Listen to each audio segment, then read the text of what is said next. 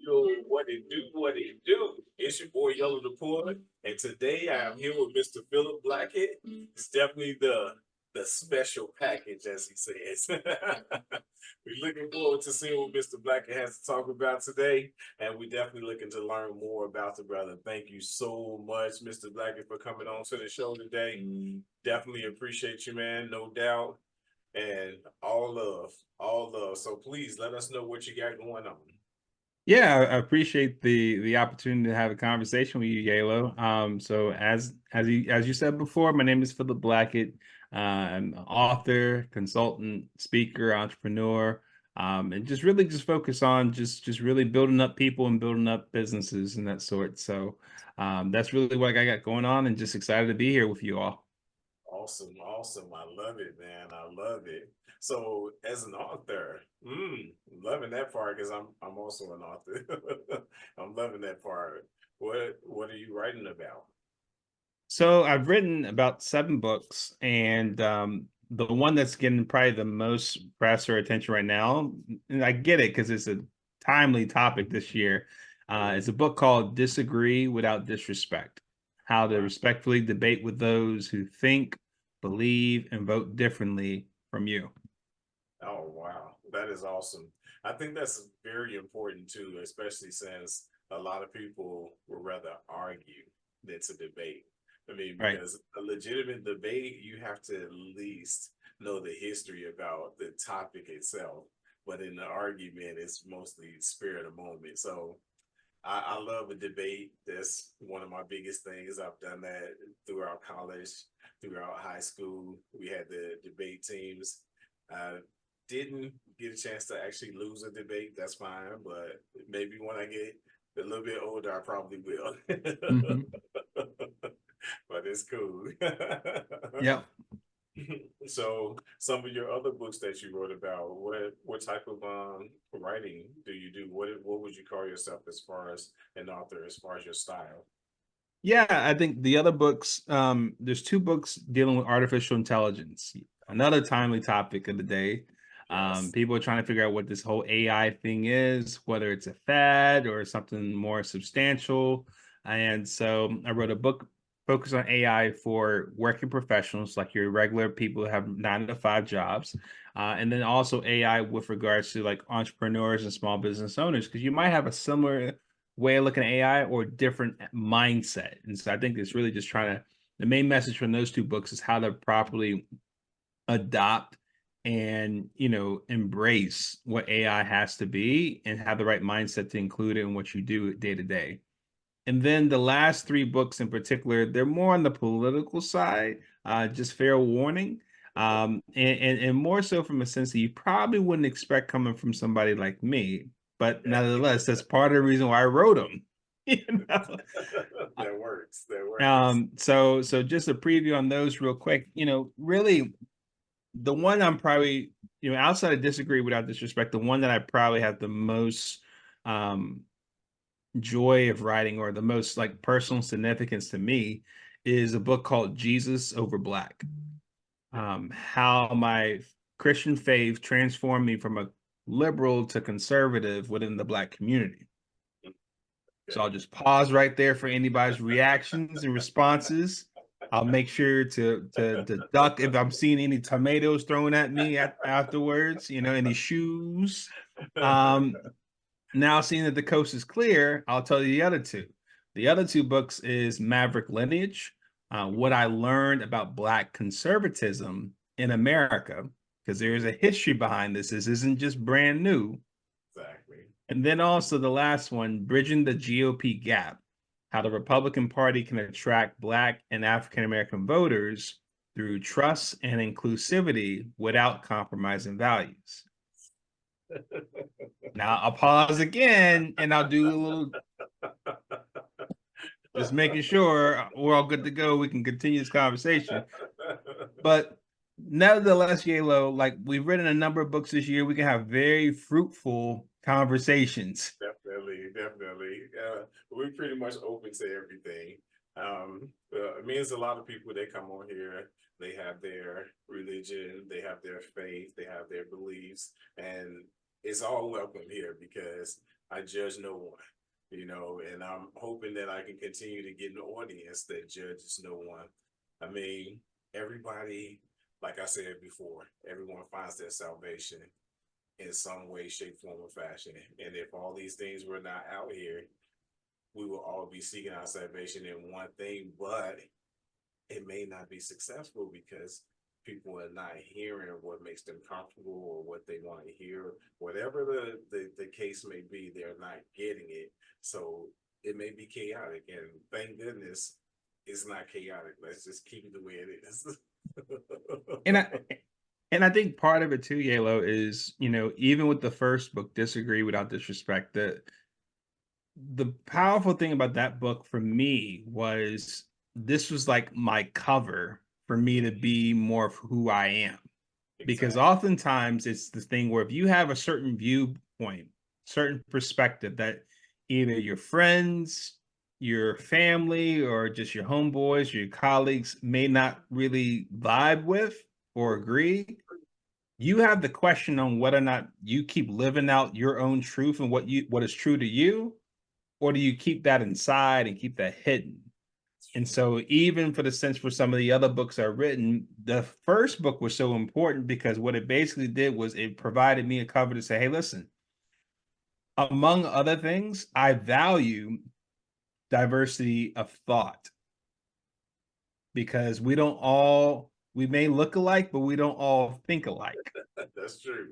That is Right. so And true. so what's helpful there is to have an environment because I think we've kind of gotten lost from it. And I typically would blame social media to a certain degree for this. We've gotten away from being able to have these type of conversations that don't have to necessarily become debates, Mhm. but at the very least, Yalo, like let's do it where in a sense where we can share information with one another as far as what's important to you, what's Mhm. important to me. We used to call that cultural exchange.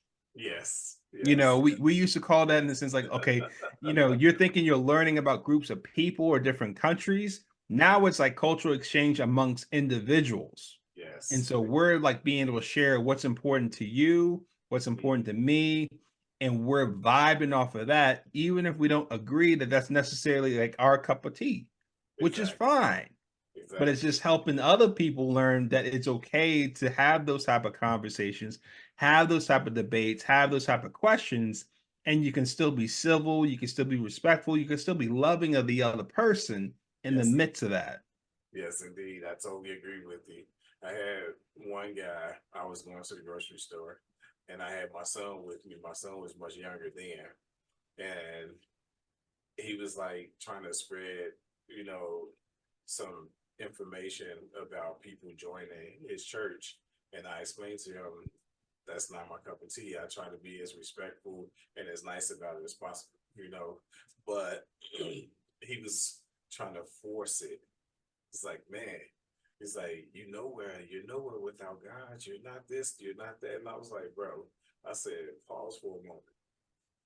And I asked him, I said, at what point did I disrespect you and what you believe in? And he stopped for a moment. He was like, it's like, man, you didn't come off like that at all. He said, you came off cool, calm, everything was good. I say, so at what point did I give you the okay to say, I have to do whatever you say that I have to do? He's like, no, no, no, I don't mean it like that, bro. I don't mean it like that. I say, but this is what you said. And this is how aggressive you were when you said it. And he's like, nobody's ever pointed that out to me before. I said, well, now you can't say that because I just did. Yep. I say, but at the end of the day, there's a lot of different religious beliefs out here. There's a lot of different faiths out here. There's a lot of different ways for people to find their own serenity. Do not, under any circumstances, think that someone has to do what you want to do or that what they're doing is wrong. It's not that it's wrong. This is what attracted them. Just like Christianity attracted you and so many other people, this is what attracted them. If all these things were out here long before we were even here, then how do you say where a person actually belongs to? I'm pretty sure that their spirit led them to that. Just like with me, I have 4 backgrounds for Native American. That's what I'm into. That's what I do. So at what point is that disrespectful to you if this is about me? You know, And my person. you hit on a good point, Yalo, because I think it makes me think of like a powerful, powerful quote I learned from reading the book How to Win Friends and Influence People, which is a throwback book that a lot of people may not know of, that I honestly wish more of our people nowadays would read Yes. at some point in time, especially growing up in the schools. Um, Dale Carnegie said this quote, which always has stuck with me. A man convinced against his will is of the same opinion still. And what does that mean? And why is that important to what you're saying, Yalo? It's like, listen, I'm not going to try to strong arm you to Exactly. think the way I think. I'm not going to try to guilt trip you. Like, I'm just based on the sense of saying, hey, look, I'm going to share with you. I'm going to present what's on my mind or what I want to share with you. And just off of its merits, if it suits you, and you say, you know what, Philip, I agree with you, or I'm going along with you on that, or that's why I want to buy that, Yes. then great. But I don't want anybody coming with some buyer's remorse or like, oh, well, Philip told me I had to do this. That's why I'm here. But as soon as I can get myself out of here, I'm out. You About know, right. it's like, listen, if I'm trying to date a young woman in that sort, I'm not trying to force her. Last time I checked, if I try to do that, they're gonna put me behind bars, man. Exactly. Who wants to So spend so time there? so my thing is that's the same way with anything. Like it's actually a compliment if you present something to somebody and they say, "Yep, I agree. That's my cup of tea." And if not, it's okay. I just presented you something. You Exactly. know, it's a gift to present you something, and you could say yes or you could say no.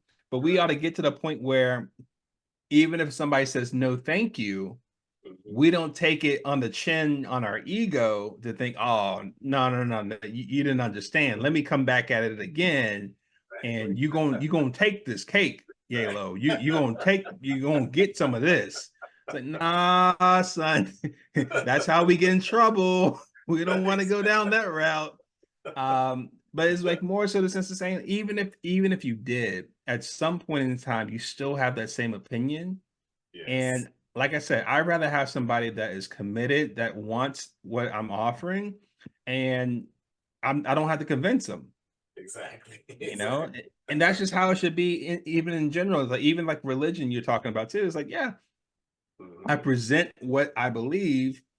I Mhm. can invite you, I can share things with you, Right. any of that sort of thing. At the end of the day, it's not my decision to say yay or nay. That's Exactly. on you.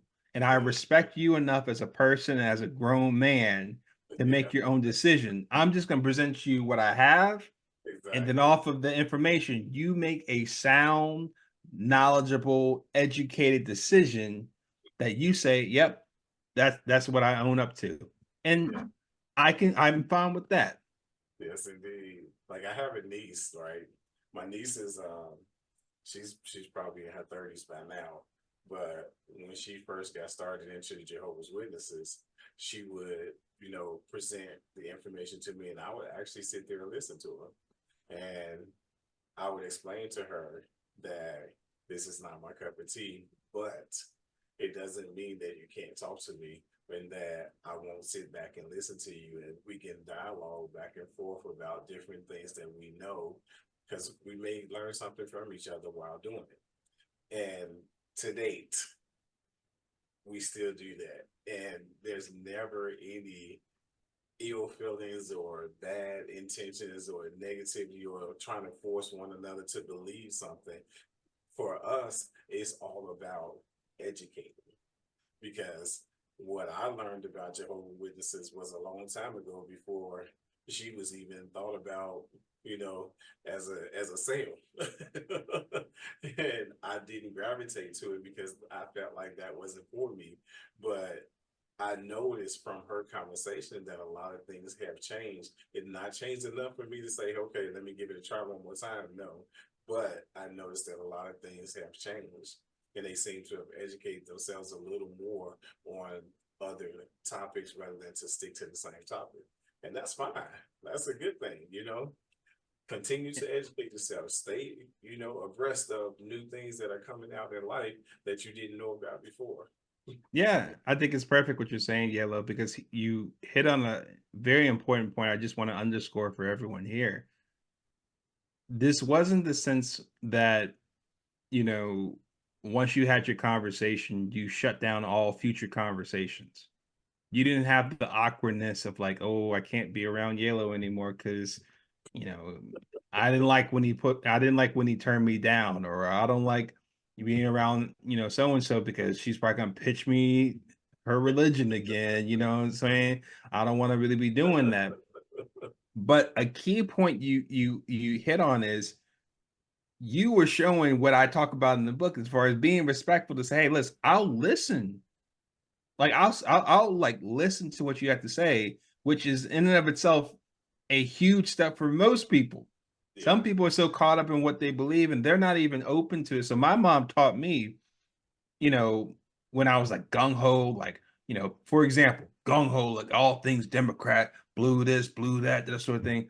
And my mom was like, and she was like a lawyer by training. And what you would think as a lawyer, to be a good lawyer, you Mhm, not only know your argument and your case, mhm. you need to know the other person's argument in the Yes. other person's case. You can't be full tunnel vision on your thing and not know about the other.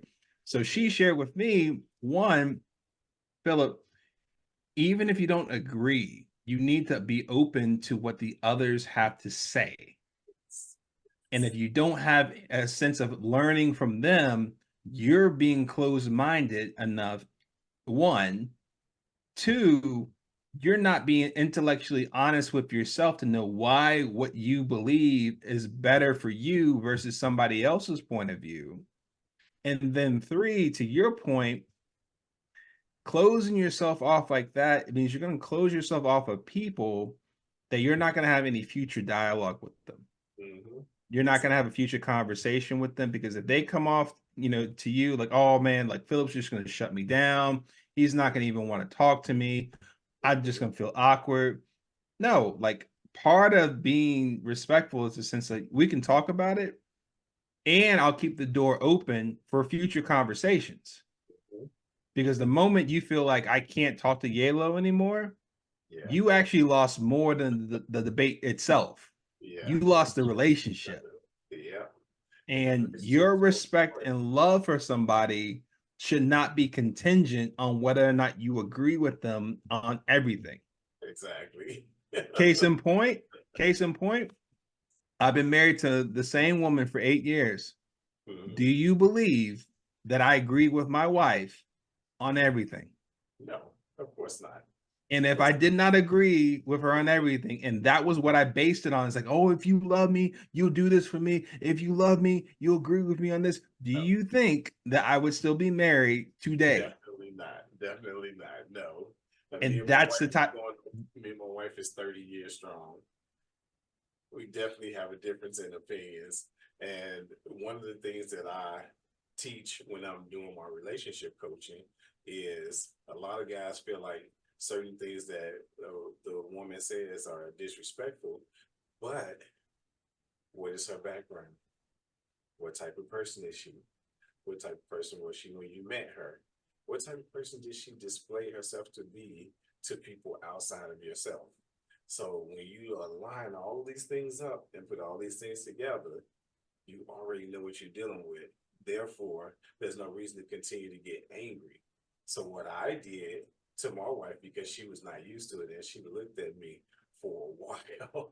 She said, I can't believe you did this. She said, here I am, angry. It was a total misunderstanding because it was something she thought I did that I didn't do. I wasn't even around, but she thought that just because whatever it was, because I didn't remember what it was, whatever it was, it looked like something that I would do, but it wasn't. So I came to her And I asked her, I said, what was your trigger? What triggered you to get angry about this particular thing? And she was like, what?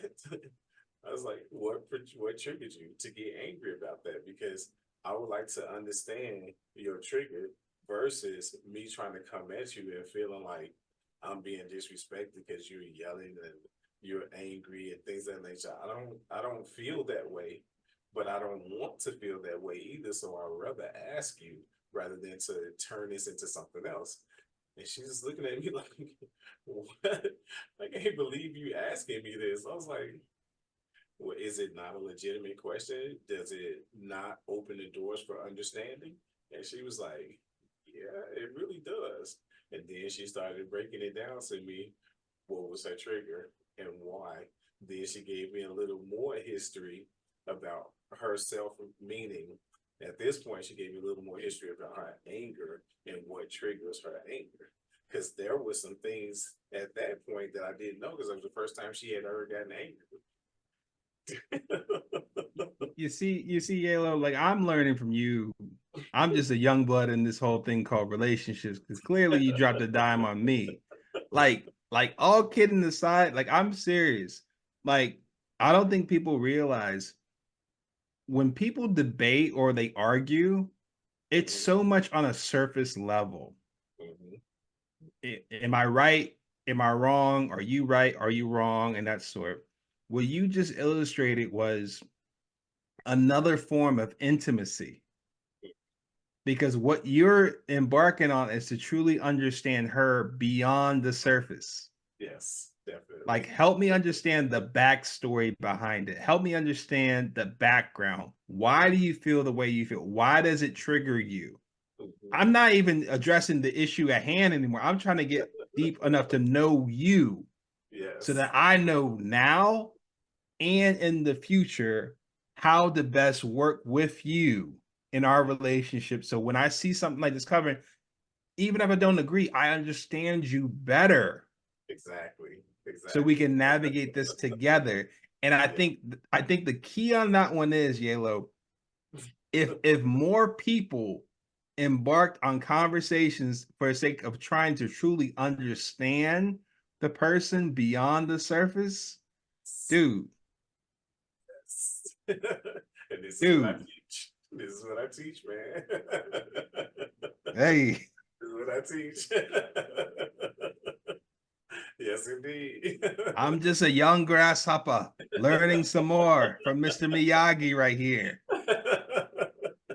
That's funny you say that because at work they say this is the prophet right here. It's the love prophet. He always telling you different ways that you can love without having to get into an argument.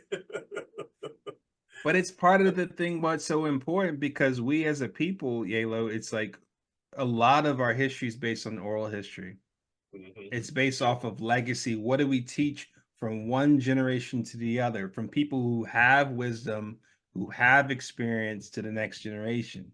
Yes, like indeed. That in itself, when you're talking about relationships, love, and intimacy, how to love your woman, how to love others.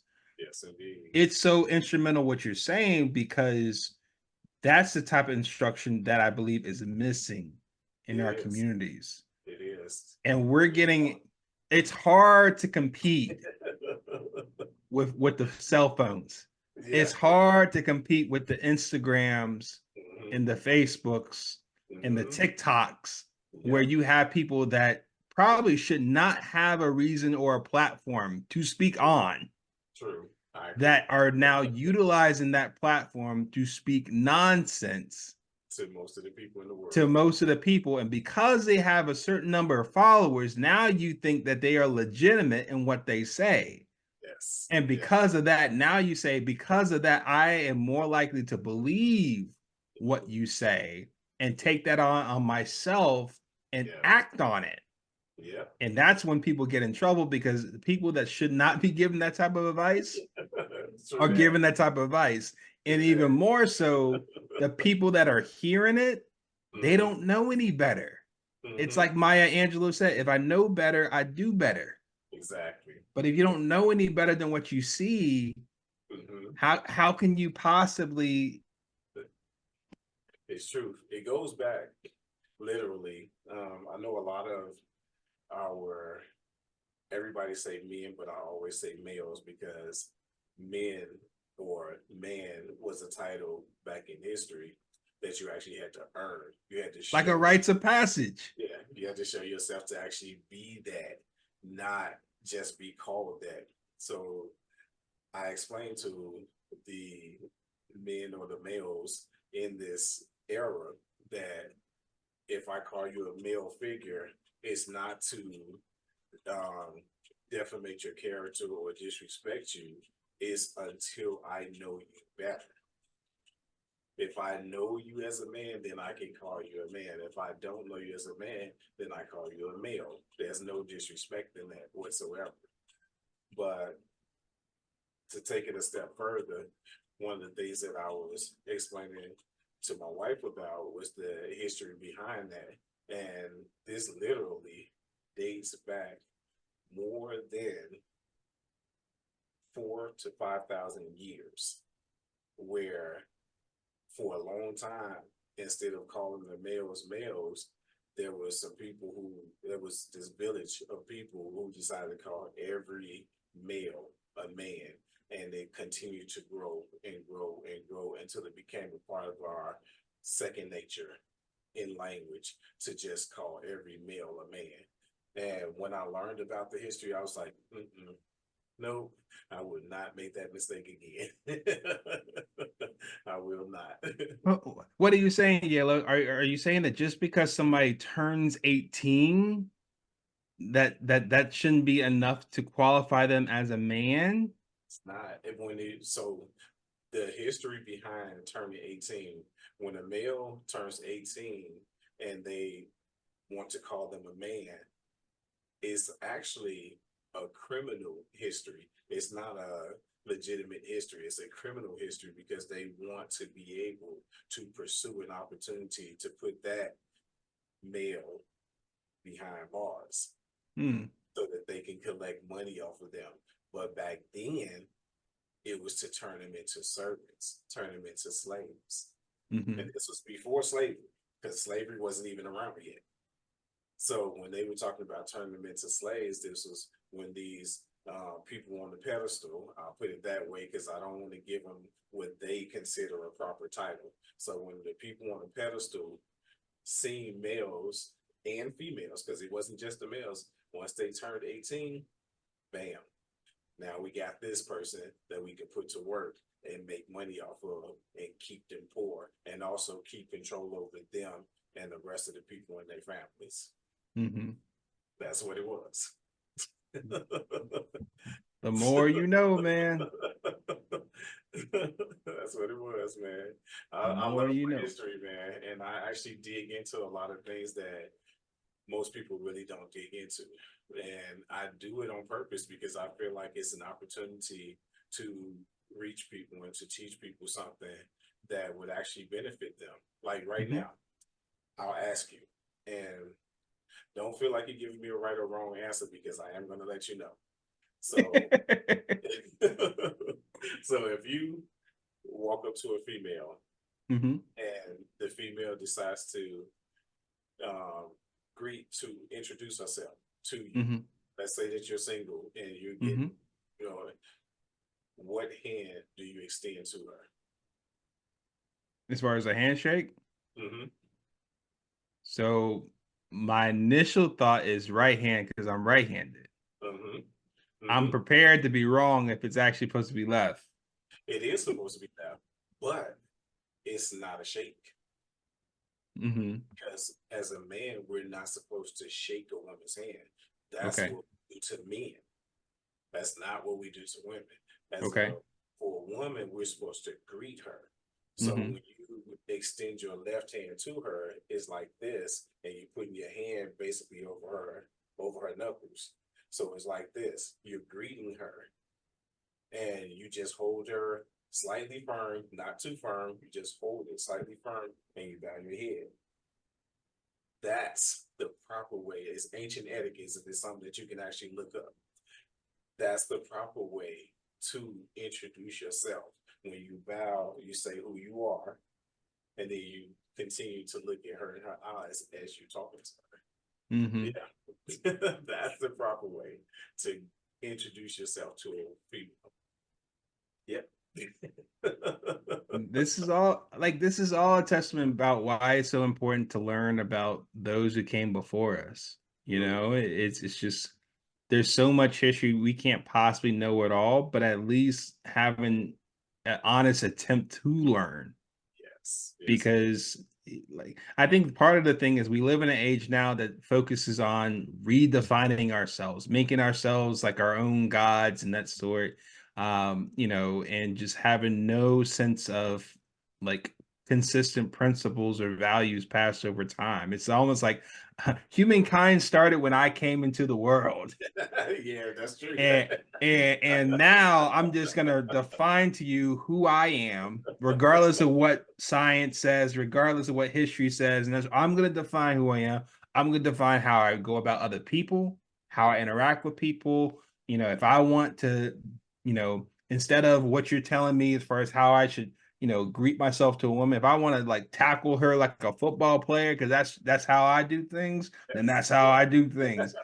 And so it's almost like there's a sense of like relativity that is so concerning to me because it's like you're basically having people being their own peoples, but there's no sort of like transition, no sort of generational transfer, no sort of like historical like reference to know who you are and how you go about treating yourself and treating other people while you live here. Yeah. Well, believe it or not, there is quite a bit of stuff, even on the artifacts, even on the walls, things of that nature. If you ever get a chance to read any ancient scrolls, if you read ancient scrolls about etiquettes, read ancient scrolls about learning more about self, who self is and what self is, because a lot of times people don't understand that when we grow up, like right now, this age, that this era that we're in right now, when we were growing up learning things from our parents or our grandparents who had already been in the system long enough to be dummied down to the things that they were teaching us. And these things that they were teaching us, we thought that these were like the greatest gifts. After we got a little bit older, it felt like these things were the proper things to do. This is the way to go. But not realizing that we were actually being molded in our likes and dislikes and not actually being taught to learn your own likes and dislikes. That was a part of the failure, but it was also a part of the 1776 plan. What was written in 1776? Declaration of Independence.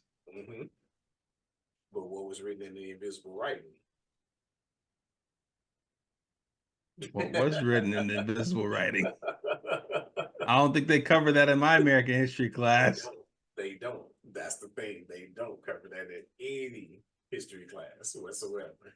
A lot of people don't even know that there's invisible writing on the Declaration of Independence, naming all the people who were responsible for all the controversy, all the wars, and all the stuff that we actually going through to date. Yeah, there's a lot of stuff. Maybe I shouldn't be saying that. I'm not afraid. Sorry. I'm going to say and speak my mind as I please and educate my people because that's what we need. But to your point, Yalo, it's also like we just talked about this. It's like you're not strong arming anybody, you're just sharing for people to consider and make their own decisions. You know, like I didn't know about invisible writing. That doesn't take anything away from me as a person or as a man. If anything, it's just like I'm open to learning more and you make your own decisions. But at the same time, what's worse is that, you know, if you withheld, you know, just say, hey, no, they can't handle this. I'm just gonna keep this to myself. Nah, they're not worthy. I'm not gonna share this. I'm gonna just keep it to myself. It's like, listen, like we live in a world today that there's so much information at the tip of our fingertips. Yes, and indeed. so it behooves us to share what we know that could be helpful for people to better understand. Because here's the thing, as a parent, if you don't teach your child something, they're going to learn. They're Yes. just going to learn from somebody else. And Mm-hmm. what they learn from somebody else may not be what you want them to learn in the first place. So you might as well take True. the initiative to share with them what you believe they should learn about, because they're going to encounter other things once they exit your home for sure. Yeah. And it could be that they're learning what you want them to learn. Key is, are they learning it how? Because someone can give them a version of it that's totally twisted from what the real meaning is. Mm-hmm. And you want, because you know in your heart of hearts that you have your children's best interests at heart, but we don't never know what the other people out there on the street have. Mm-hmm. And a prime example, I was on Facebook one day. This was a couple of years ago. I was on Facebook, and there was this young lady. She was doing very well, and I was, because she's a young lady, I was proud to see that she was doing so well. And I think she was doing like a dance or something like that. And she had on this outfit, and it wasn't like revealing her body or anything like that. And I was like, "You look beautiful. That's really nice." And it's good that you're doing what you're doing. Keep going. Her mom jumps on, like, "Hey, I'm her mother." And so I was like, "Hold on. First off, the way you coming off, I already know where you're going with this. Check my reputation. I motivate people. All that other stuff that you got in your mind, kill that, because I'm not that person." And she was like, "I'm just checking. It's my daughter." And I was like, "Hold on." I said, every male figure, remember those words, every male figure that you come across does not mean that somebody's out to get your daughter. First, see who this person is. Do some research on these people. Then make your assessment. Mm-hmm. And that's the same thing I was telling my wife when I first met her, because she got 6 sisters. My sister's like, "If you put your hands on her," I said, "I'm always put my hands on her, because that's what I do. I'm a loving person. How else is she gonna know if I love her or not? If I don't show her forms of affection?" They was like, "No, you know what I mean." I say, "No, I don't know what you mean, because I never told you that I was that type of person, and you don't know me. Mm-hmm. So no, I don't know what you Mm-hmm. mean." Enlighten me. Exactly. Tell me what you think you mean. Tell me what you think I am here. I don't even know. I don't even want to know what they think. Tell me what you know, because you Oh. don't want me to say that you know, because obviously you already had a preset in your mind that this is the type of person this is. Don't tell me what you think. Tell me what you know, so I can prove you wrong. Mm-hmm. And here it is, 30 years later. Nobody saying anything. Well, I think it's more of a testament of you walking your talk, right? Because like, quite honestly, I think it's sad though Hmm. that people have to be defensive because of what they've seen before you, Hmm. right? And so It is. it's bad because there's a lot of bad apples that came before us Hmm. that would lead someone to make the assumption that, okay, I've seen this movie before. I know how it ends. I'm just gonna go ahead and stop you right here. As Exactly. opposed to, okay, this might be something different. Let me at least give some sort of like benefit of the doubt to hear this guy out Hmm. before making that judgment call. Hmm. I give you another one, and this one is kind of short. I did something similar to what my wife's ex said did. And well, actually, I did something exactly the same as what he did.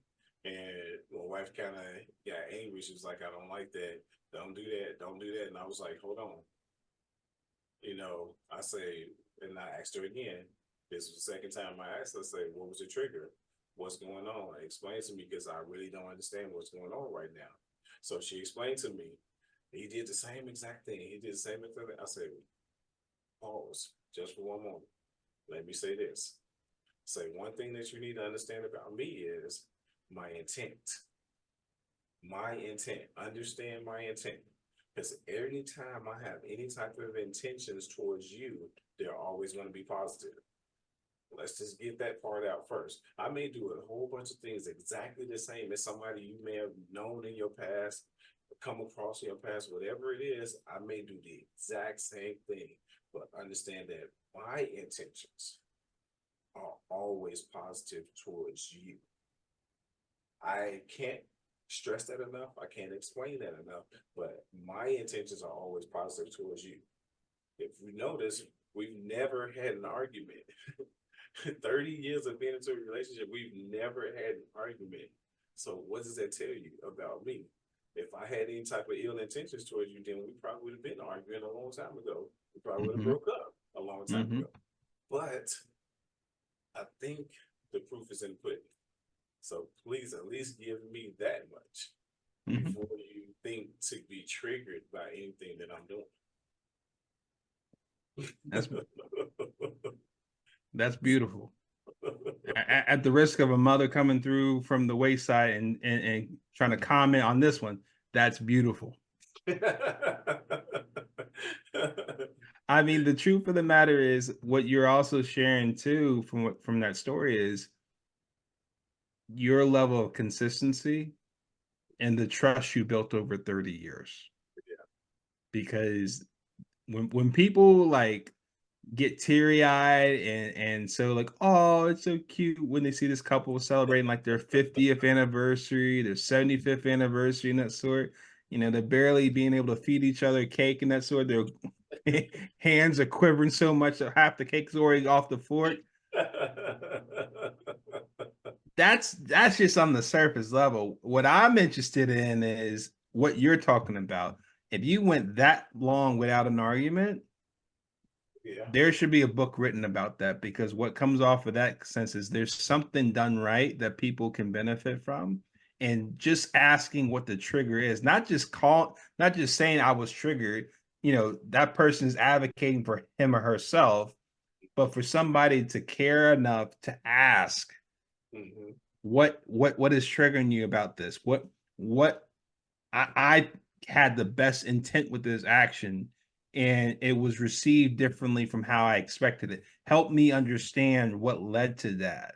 Exactly. And let's have a conversation. Let me understand that. Like, to me, what, like I said, like that, to me, our newer generation has a different way of meaning what, like a different definition of intimacy. True. They have a completely different, and I would say very surface level definition of intimacy, right? Yeah. What you're describing is what intimacy should be about, which is truly knowing somebody. Mm-hmm. Yeah. To Yeah. know somebody beyond just on the outside, Mm-hmm. beyond just the physical. You are knowing somebody to the point of you are asking somebody to share something from the inside of what's impacting them, what their feelings, their thoughts, their point of view, their perspective, their behavior, their history, the backstory. Yeah. And for them to know you enough to trust you over that amount of time, that if he does this, then I know it's with the right intention.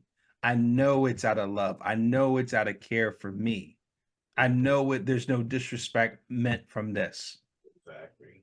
That to me is like a master class when it comes to treating people the right way in relationships. Thank you, man. Thanks a lot.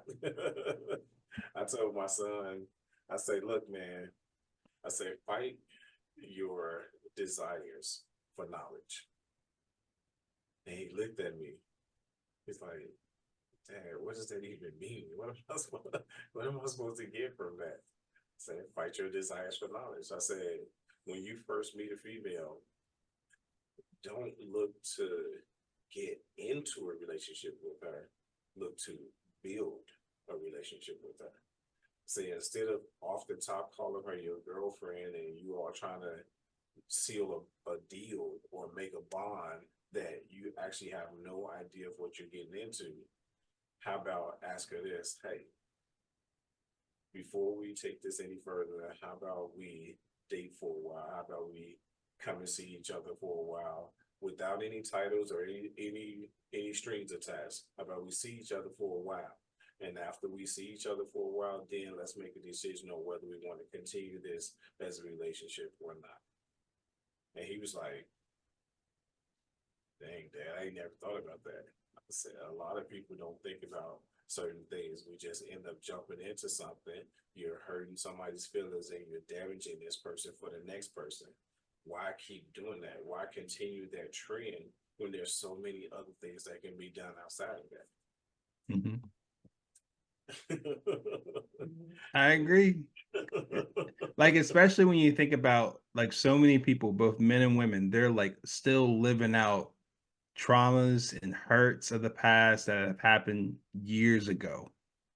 The people have already moved on or transitioned out this life already, and they're still dealing with that. They're bringing that into their next relationships, Exactly. right? Exactly. It's like I don't want to be a part of that. I don't want to get hurt, but I don't want to be a part of adding something for somebody else. And sometimes you don't know what you don't know, but to your point, I'm thankful that your son has you to give that type of knowledge to say, listen, you might be surrounded with a lot of mess on what people think you should do in this situation. I'm just going to share with you from my wisdom to say, hey, listen, this is why I would approach it this way. And you actually will benefit from it, and she will as well. Yep, exactly. It's like a legitimate debate. If it's a legitimate debate, by the time the debate ends, there's still no hard feelings. We both learned something from one another. We learned what we could and could not do. We learned that this could be built into a relationship. We learned that it could not be built into a relationship. Whatever it is that we learned, we were able to walk away or we were able to come together, whichever one. But it's by choice.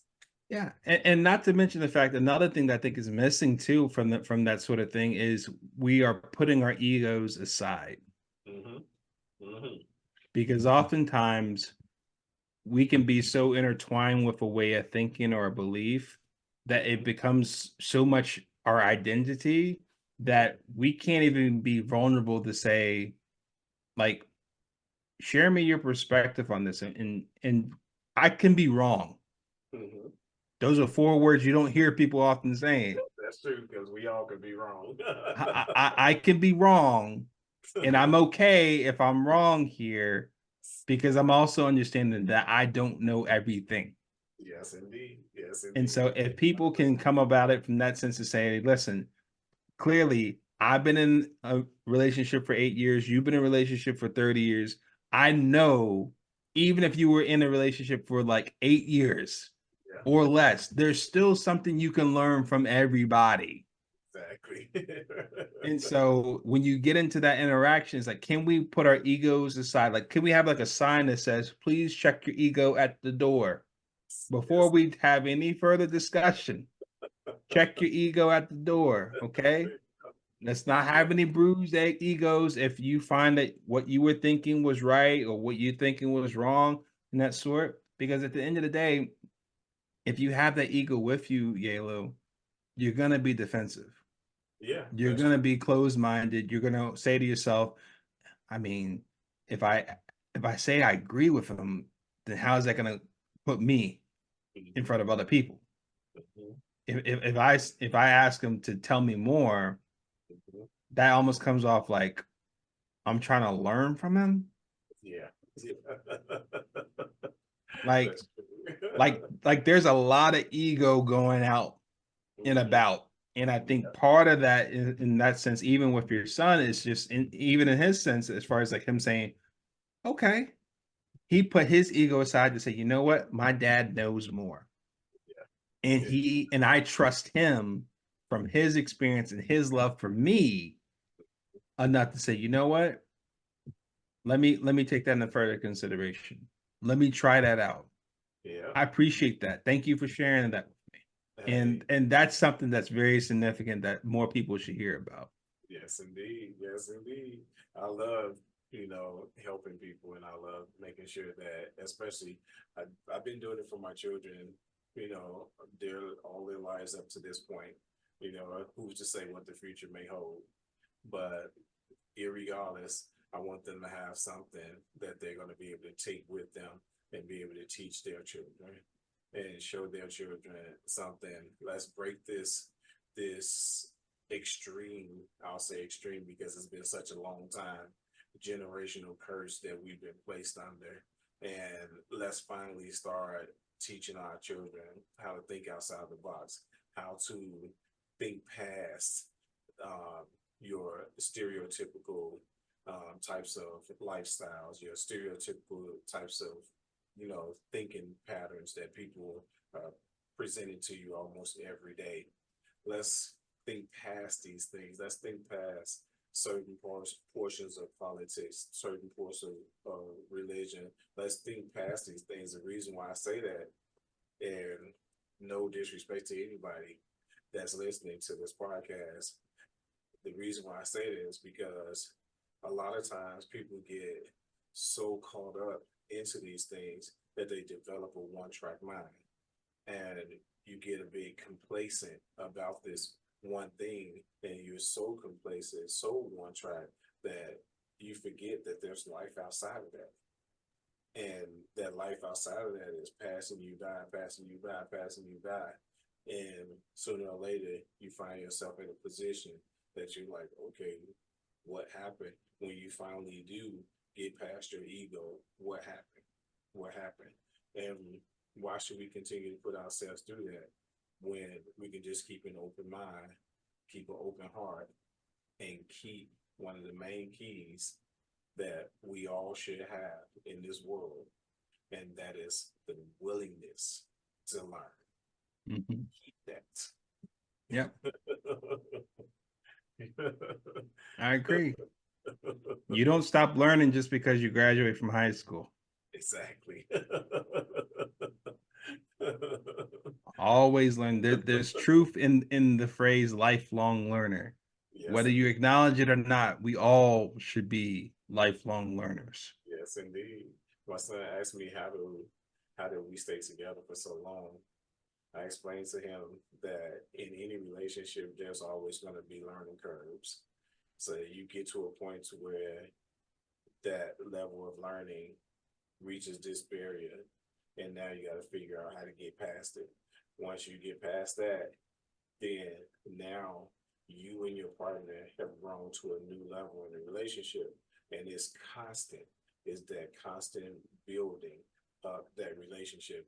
It never stops as long as you don't stop. Now, once you get to the point to where you stop trying to learn anything or stop bringing anything in for both of you to learn, when you stop doing those things, that's when it starts to get stagnant. That's when it starts to get boring. That's when you start to wonder if this relationship is for you or not, if we should separate because nothing's happening. Instead of igniting that fire under your feet, igniting that fire that gave you life, instead of constantly igniting that fire because your purpose is still there. It's up to you to continue it. It's up to you to continue that purpose, continue seeking that purpose and making sure that your purpose is felt. If you stop making sure that that purpose is felt, there's nothing else for you to really do. Right. Period. Yep. Just putting it out there. Oh, well received on my end. Appreciate you. I love this. I love this. I love teaching my children. I love, sharing things with people that they could have possibly not known. I love for people to go out and research the information for themselves because it's there. It's there. It's not as easy to find as it used to be, but it's there. It's definitely. And there's always some credible resources out there that can actually help you see that information. Right. And so one of the things that I'm so curious about now, before we even get off of here, you were previously featured in the Business Insider. Tell me something about that. I like that. Yeah, so I think, for me, it's just trying to do something very similar to what you're saying. Like when you come across new material, new content that's going to be helpful for people, you don't want to keep it to yourself. You want to be able to teach others and that sort. And so the Business Insider. I think it was something to do with helping people with regards to how you approach interviewing when it comes to like jobs, careers, and that sort of thing.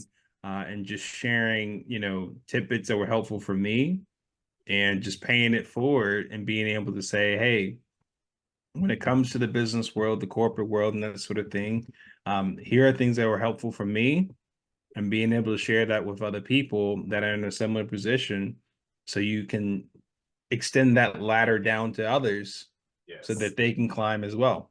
Yes, indeed. That is awesome. That is awesome.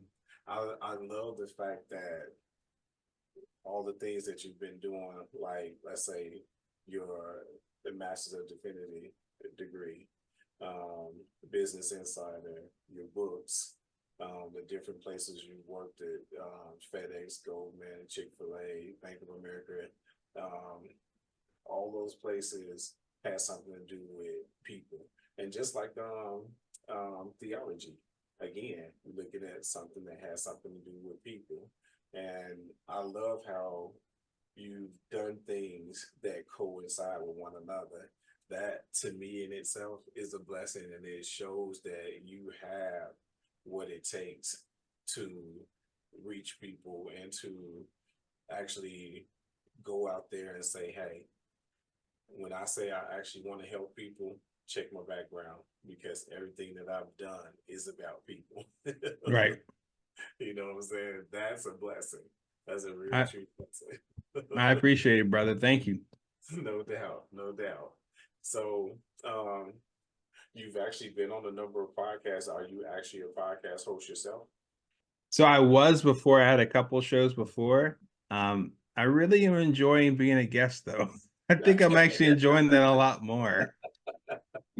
Hey, nothing wrong with that. No, and I think part of it too, Yalo, on that is I think that with social media the way it is, we've gotten to a point where we're so accustomed to liking and commenting behind screen names, Yeah. static profile pictures, even anonymously, Yeah. that we're not having this type of conversations. Mhm. Like this conversation for me is a highlight of my day, Awesome. because one of the things about going on a podcast is like you're not looking for like a short 2-3 minute sound bite and you're done. Exactly. Oh, you're done.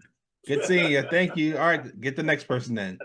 That's No, true. this is this is like equivalent to us breaking bread, but without the bread being broken, Yeah. literally. Yeah. And you are getting to know people on different shows, on different topics, Hmm. different people, different hosts. Yes, That indeed. hopefully is a way that starts a relationship going forward, because it's just as similar as if you went to coffee conversation with somebody True. or you had True. lunch with them. Like I said, it literally is like breaking bread, but we just didn't break any bread. That's all. That's totally understandable. I like the way you put that. That's totally understandable. So, so tell me, is there any correlation to everything that you've done and your values for your family? Absolutely. I think that you go through life long enough, you start to figure out things are more important to you now than they were before. Hmm. Like 20-year-old Philip had different set of values for him, and we'll just leave it at that, Understood. co- compared to about to be 40-year-old Philip, Yeah. right? And so now I think I'm at a point similar to where I'm taking inspiration of from you, is more so the sense of I'm at a different place where, like, yeah, I was a go-getter. Yes, I was going after certain things, education, work-wise, salary-wise, all these different things, right? You name it, right? It's a different dynamic now when you have a family to shepherd. Yes. Yes, indeed. It Yeah. is a completely different thing where, like you said before, my kids are 7. We're 8 years into the marriage. I agree with you wholeheartedly, Yelo, that our marriage is going on a different level that we're going to grow into Yeah. as husband and wife.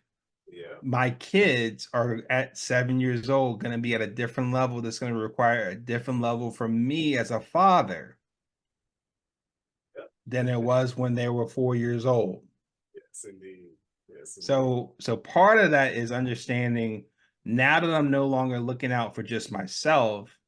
Now you're looking at it in the sense of like, what kind of household am I leading, that I'm covering, that I'm providing for, that I'm protecting.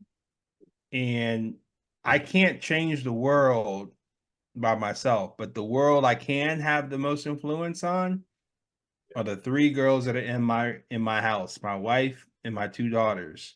And how we go about as a unit when it comes to what's important to us, just from the life I've lived at this point, is very important, that I want to be able to lead them the right way going forward.